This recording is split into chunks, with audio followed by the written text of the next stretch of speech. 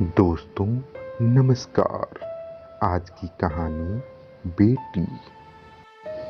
मैं जैसे ही गांव से पटना के लिए निकलने वाला ही था कि पप्पू दौड़ता हुआ मेरे पास आया। बोला, विनोद चाचा, गाड़ी में जगह बाका, माया फुआ के पटना तक जाए के बा। वह हाँफते हुए बोला, बहुत जगह बा, हम आके ले लेतानी। मैंने कहा, माया शिव काका की इकलौती बेटी है, 3 भाइयों में सबसे छोटी।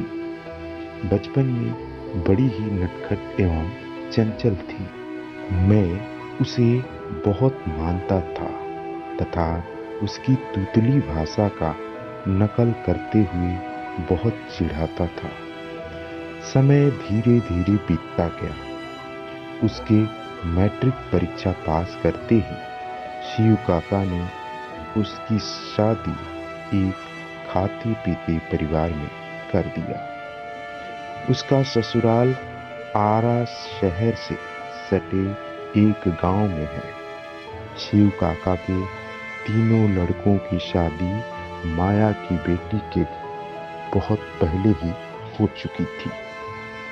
परिवार की सबसे छोटी संतान होने की वजह से माया की परिवार में काफी पूछ होती थी। शिव काका का प्राण तो माया में ही मानो बसता था। वह माया की हर छोटी बड़ी मांग पल भर में ही पूरा कर देते थे।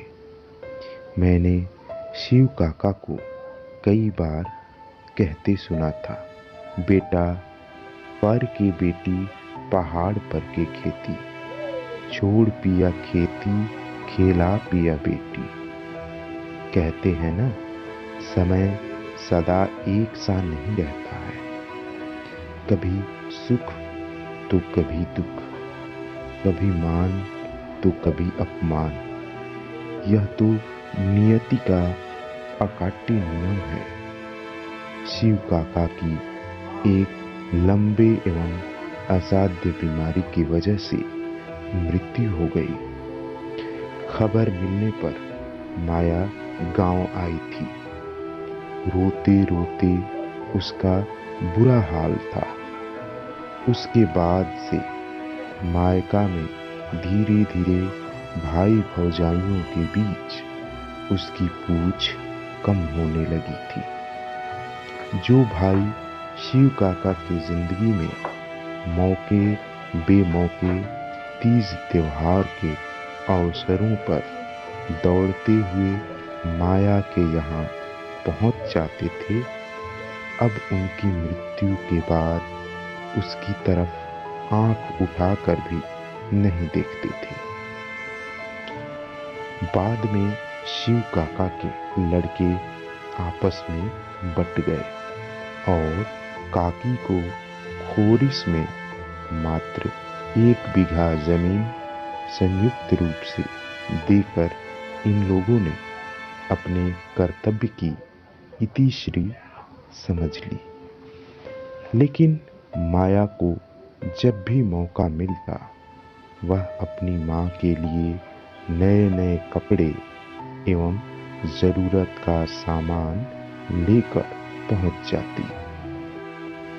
मैंने एक बार उससे पूछा था, माया, भाई भौजाई लोग पूछ पूछ करेला?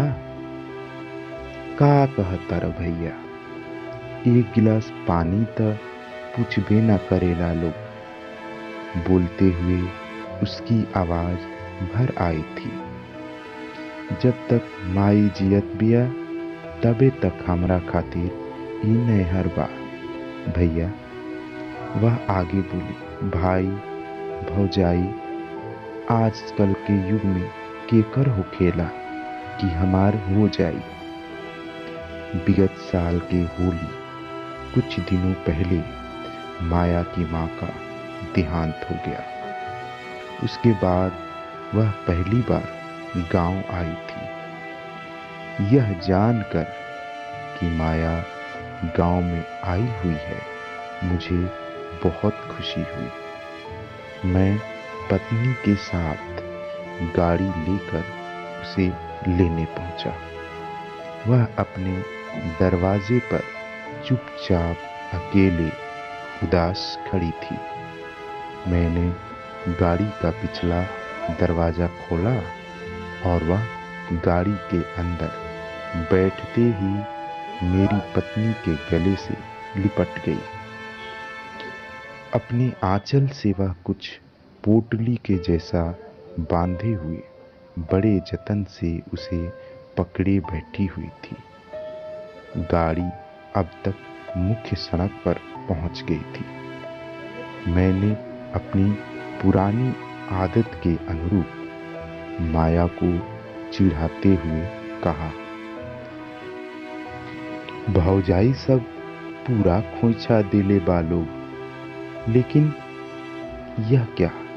माया अचानक से रो पड़ी और आंचल में बंधी पोटली को माथे से लगाते हुए बोली, विनोद भैया, ई घर के दरवाजा के आगे के माटी है, का पता अब ई गांव में कभी आयम कि ना।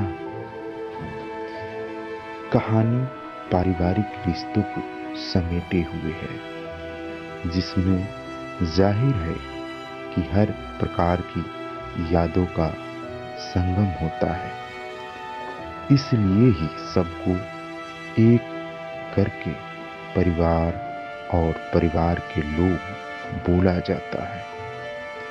कथासार अच्छा लगे तो कृपया अपनी प्रतिक्रिया अवश्य दें। धन्यवाद। मिलते हैं एक और कहानी लेकर। तब तक के लिए नमस्कार। जय हिंद। वंदे मातरम।